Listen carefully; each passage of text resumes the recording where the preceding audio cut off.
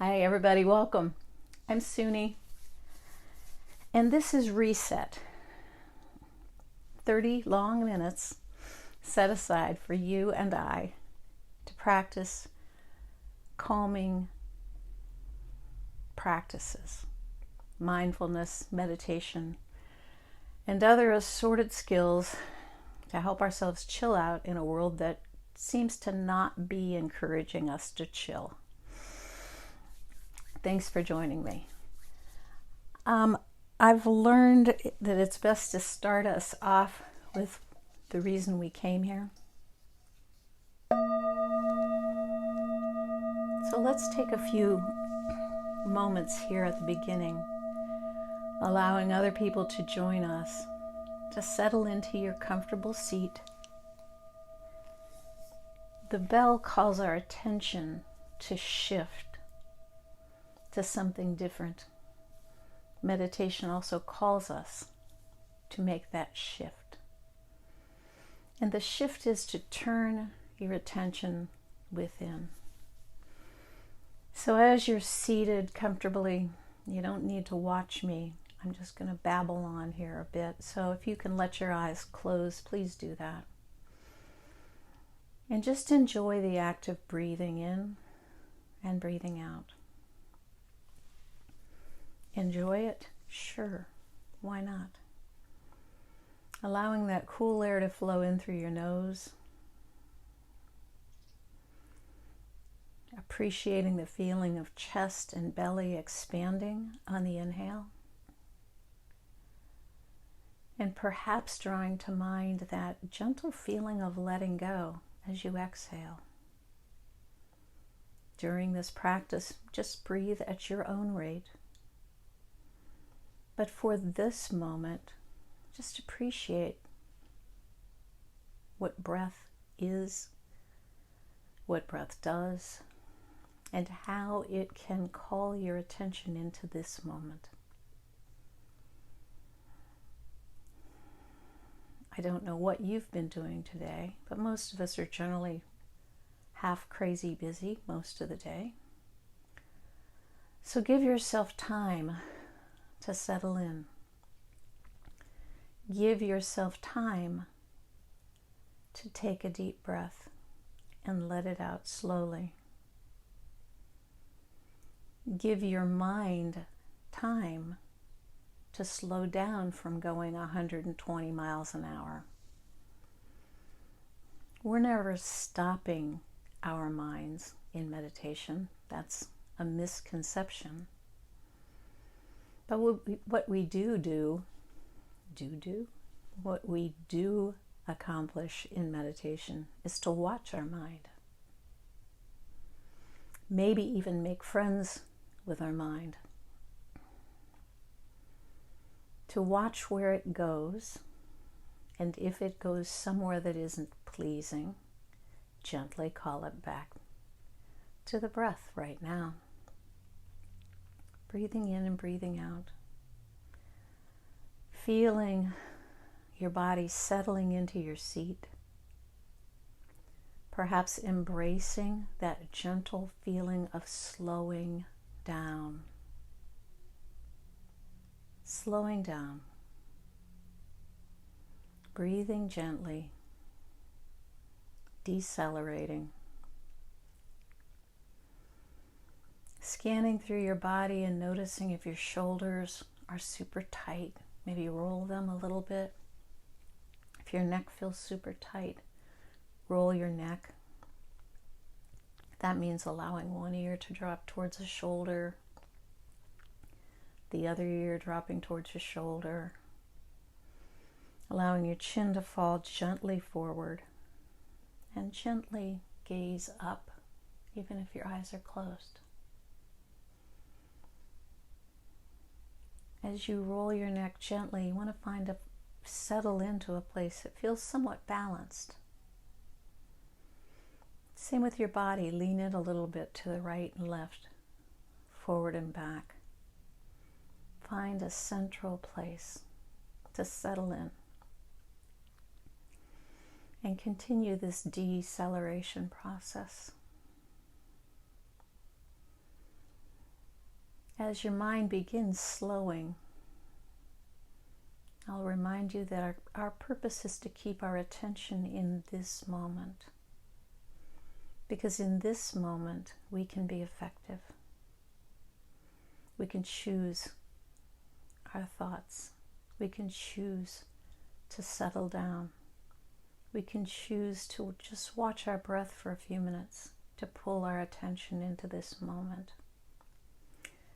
We can choose to remind ourselves that in this moment you're okay. And if you haven't had me hammer that thought into your head recently, when I say in this moment we are okay, I can almost hear some of you going, I'm not okay. You don't know what kind of day I had. Don't you know what's going on out here? And to those people I say, take another deep breath, please, and try this on for size. In this moment, you have nothing to do but calm yourself.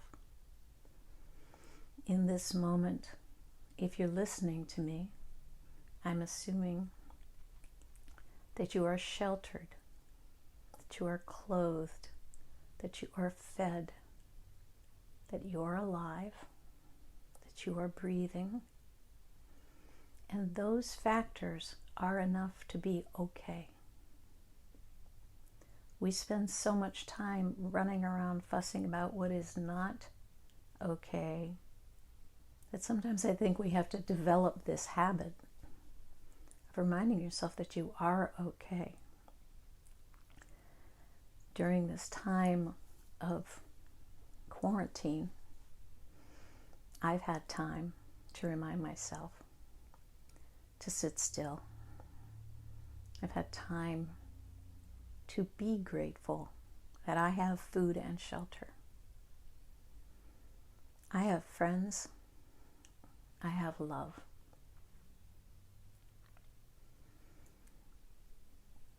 What we really need from life, we have in this moment. It takes a little bit of practice to get our heads wrapped around it. So breathe in and breathe out. When your mind wanders, simply notice, like you are a reporter, where did it wander to? And that means you don't have to throw yourself into whatever it went to wander about, to, think about.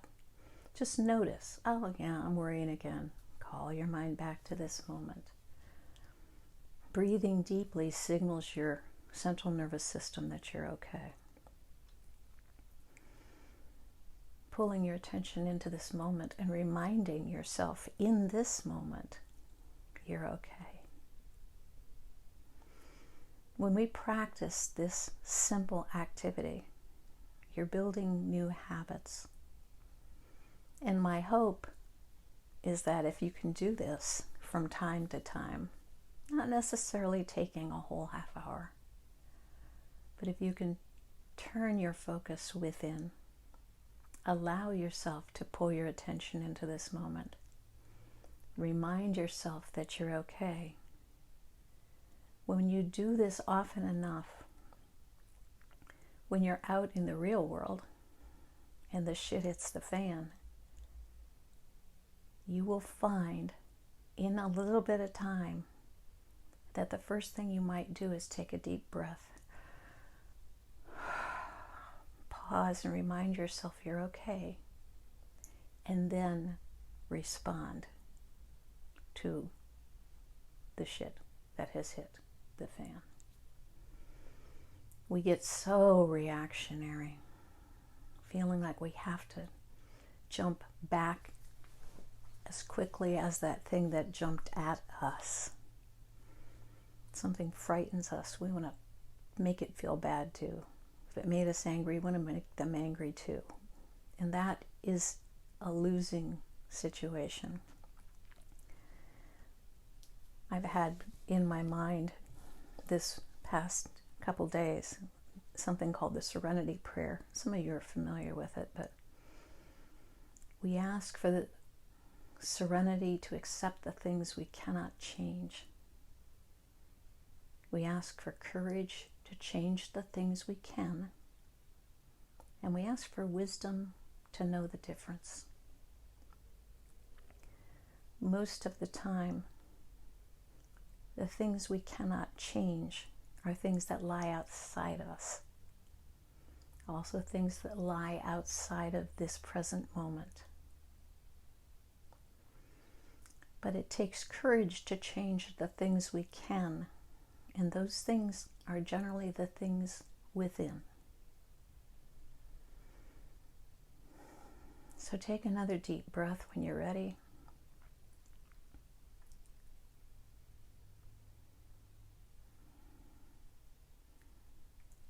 Remind yourself, in this moment, I'm okay.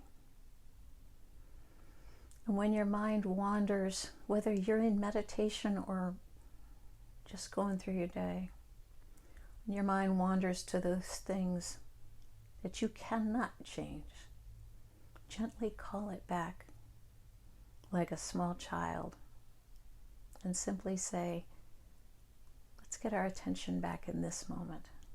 Because this moment is where we live, where we can be effective. If you allowed your eyes to drift close, gently open them back up again.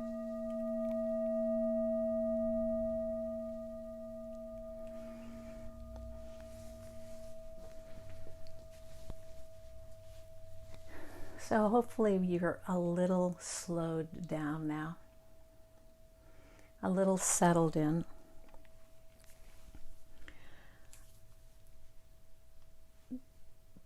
Most of what I listen to people get agitated. Why is it when we're agitated we want to share it with other people? When we're mad, we want to get them mad too. And whether it's people in person, which are a lot less now than it used to be. I don't see that many people anymore. But I do see them on social media, and I've just been noticing so much lately, and I think that's where this thought about the serenity prayer came back to me, is so often we want to change things. We want to change the way other people think. We want to change things that are going on around us. And often, not all the time, but often, there are things that are really not things that are within our control. What other people think is never within your control. It's never your job to change the way somebody else thinks. And I wonder, why do we want to do that? Do we want to change the way they think so they'll think like us and then we feel like we're okay? Or maybe we feel like we don't belong, but if we can convince somebody else that they should think like us, or if we find somebody who thinks just like us, then it's like, oh, I found somebody like me, now I'm okay. This idea, this serenity prayer, I think has a lot to do with behavior today, and it has a lot to do with meditation. I did a little homework into it. Like, where did this saying come from? For those of you who've spent time in 12-step groups, it's usually painted on the wall or some big poster hanging there. And I think in those environments we get used to saying it, but I kind of wanted to pull it apart a little bit tonight and remind us what it means. Where did it come from? Some people think it came from St. Francis of Assisi. Some people think it came from AA, but it came from way further back than that. The sentiment seen in Aristotle and Sophocles' writing, which is ancient Greece. And while I didn't find it in the Sanskrit, I read several references that said that there's some very similar sentiments voiced in ancient Sanskrit, which is way on back there. So I guess I wanted to pull it apart a little bit, because the first phrase is grant me serenity to accept the things I cannot change. And what things are those things that you cannot change? Well, in my humble opinion, most of the crap going on around you, you can't change. Most of the things other people are doing and thinking, you cannot change. You may feel like it's important to change how other people are thinking, but maybe it's my years of practicing meditation. The only things that I think I can change, that I know I can change, that I think I'm supposed to change, is what's going on inside here. The only things we really can control are our words, our actions. And in some ways we can learn through practicing meditative skills how to kind of wrangle our thoughts even a little bit. Our thoughts, our words, our deeds, those are the things that I can change. So the things I cannot change, everything else, it's off the table. And I wonder why so often we want to get so wrapped up in those things we cannot change. Because the second line, the asking for courage to change the things I can, that's the stuff inside me. That's hard. It's hard to learn to calm your thinking. It's hard to change. We planned this ReSet gathering around the fact that meditation is an incredibly powerful tool for people in recovery. And then we expanded it to say recovery doesn't just mean you used to be addicted to some substance. You could be recovering from a traumatic event in your life. You could be recovering from a phase of your life where anxiety or depression had such control over you. And as we started this group, it was before this pandemic broke loose. Now it's almost like all of us are in recovery, because all of us are experiencing massive change. And when we experience change, we get afraid, because we're afraid we have to change. And I don't want to change. That's hard.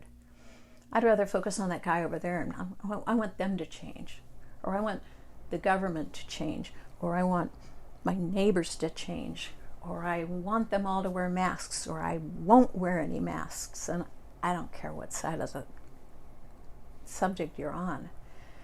All of that is this stuff. And the serenity prayer, I think, does this.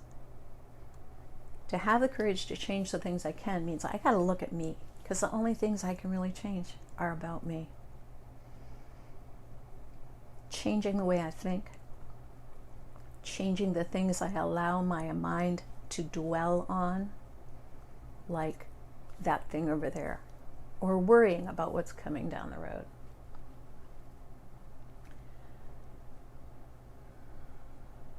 If we come to grips with the fact that we are powerless over what other people do, that's not a resignation to the fact that you have no power. What it is helping you focus. If I have no power over them, that guy, those rules, that politician, what do I have power over?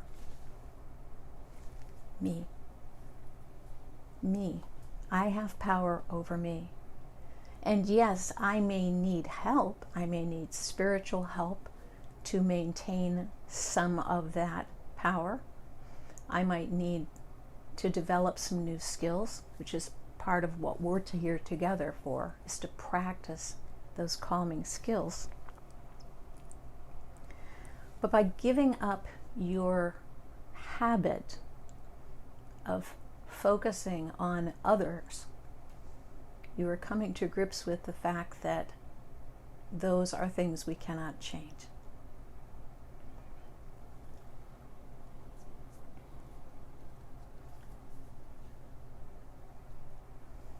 And the last line of the prayer asks for wisdom to know the difference between those things that we can change and the things we cannot. And to me, the wisdom is really very simple. If it is within me, I can fix it. I can either accept it, I can adjust my behaviors, I can practice new ways of living, I can practice new ways of thinking, I can practice breaking old habits, I can practice making new habits. And that is the wisdom in life. As long as you spend most of your day focused on being frustrated by what other people are doing, you are totally ignoring you. And as long as we stay focused outside of ourselves, either with other people and their stuff, their stuff, or if we stay focused on worry and fear, what's happening, what's going to happen, what's coming, oh my God. I've said this before, and I'll probably say it again. When you're worrying about what's coming down the road, or if you're replaying the past, in both places, can you be effective at all? No. No, no, no. So that is energy you're just pissing away. You're just wasting. When you're worrying about what's coming down the road, you are making up a story with a sad ending. That's all you're doing. A worrier might tell me, yeah, I'm trying to prepare myself for what might happen. Well, you're all doing that, but you're depleting your energy. If you're going to make up a story, make up a story with a happy ending, and then let it go and get back to this moment. What can I do to make that happy ending happen? What could I do within me today? What action can I take? So it all turns around to be me. And that's good. Because when you get the attention away from all this other stuff where you can't be effective and turn it here where you can be, you can make some stuff happen. But it doesn't happen like that. It happens day by day by day. Practice by practice by practice. And that's why we come and sit and go over it again and again. And sometimes when you sit in meditation and your mind wanders off to worry about whatever or fusses over what other people are doing, your only job is to take the role of the reporter, step back from it a little bit and just say, what is my mind doing? Oh, it's fussing about that crap again. Okay, and you call your mind back like you call a 3-year-old that you love. No frustration, just call the mind back to now. Because learning that skill, pulling the mind back, and as important, if not more important, recognizing where it went. Oh, I'm doing that thing again. If you have changed your behaviors, let's say you used to drink and now you don't, it's easy to see the difference. Oh, I'm not doing that thing anymore. I'm not doing that thing. And it was hard for you to not do that. But just like you had to train yourself to change that habit, we can choose to change the habit of worry, change the habit of focusing on what other people are doing, and pulling our energy back into ourselves. So, sit with me for a few more minutes. Close your eyes.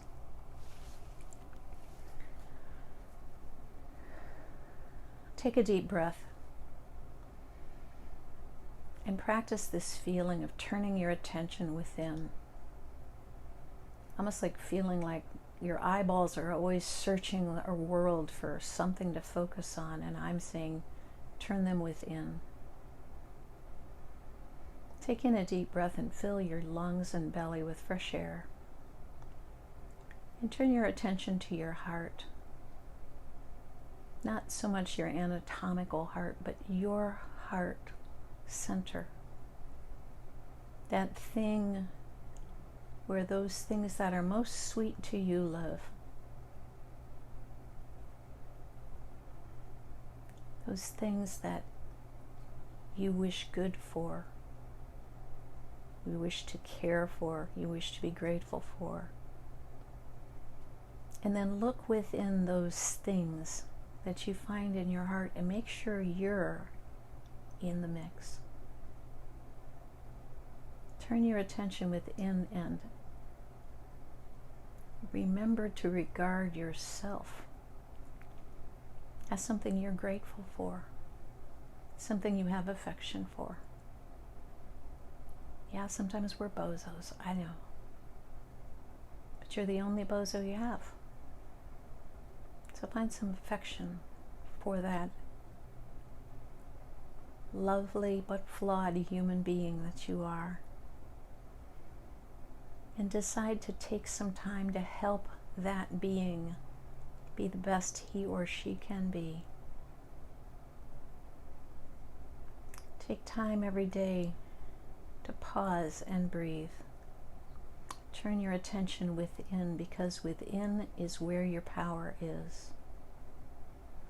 And if you find in the course of the day that you are all wound up over that thing, that person, that issue, that rule, take a deep breath and pause. Turn your attention within. And just be grateful for you. Let go of those things that you cannot change. And be brave enough to make time for you. And focus on one or two little things that you can change. Meditation helps us begin to learn to choose our thoughts. And by choosing our thoughts, we greatly can affect our emotions and our actions in positive ways. So just take a few minutes, attention turned within. And if your mind wanders to the self-critic or the judgmental being, let those things go. And take courage from that second line of the prayer to think about changing those things you can, those things within. They don't change overnight. I got shit I've been working on for years, but I've made progress. And when you can see the progress, then you know it's possible. I'm an example of change being possible, and so are you. Don't give up because you tried to change once and it didn't work right away. Change happens a bit at a time.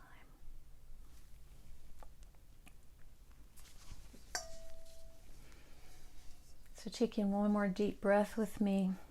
Pause and let it out. If your eyes were closed, gently let them open.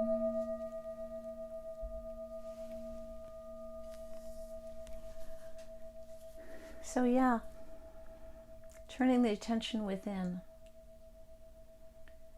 takes all the energy that you're expending on that guy, that person, that issue, that rule, and turns it within so that you can accomplish a lot more.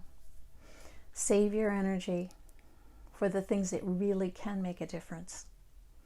And most of the time that means turning your attention within, calm yourself down, be kind to yourself.